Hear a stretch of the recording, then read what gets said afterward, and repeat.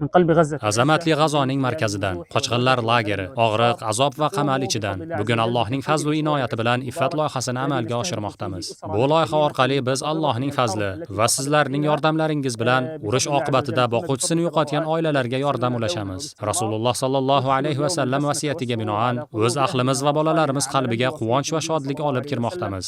Allohga eng suyukli amal bir musulmonning qalbiga shodlik kiritishdir.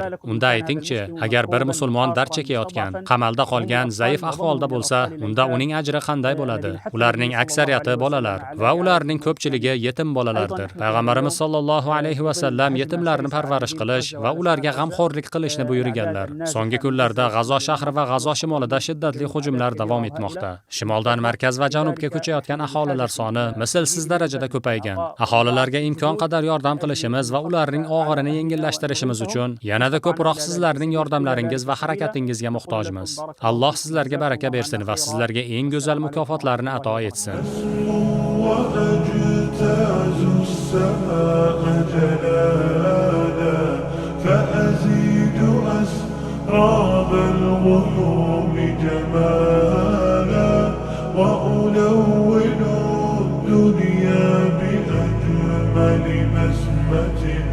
وأكون للخير العميم مثالا أسمو وأجتاز السماء جلالا فأزيد أسراب الغيوم جمالا وألون الدنيا بأجمل بسمة وأكون للخير العميم مثالا وأراقب الرحمن جل جلاله وتقدست أسماؤه وتعالى وأكون للوطن الحبيب.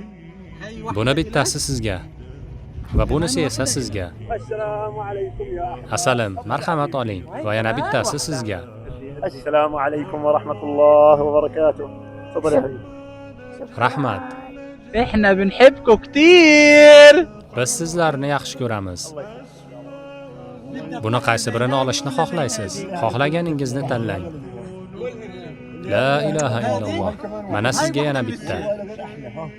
Keling, peshonangizdan o'pib qo'yay. Alloh sizlar bilan dinini aziz qilsin. Alloh qo'llaringiz bilan diniga nusrat bersin. Marhamat. Alloh sizni salomat qilsin. Bismillah. Qani bu hadyani olingchi, amakingizdan ham oling. Karamli Allohdan so'raymizki, ushbu urush olovini tez orada o'chirsin. Musulmonlarga buyuk g'alaba nasib aylasin.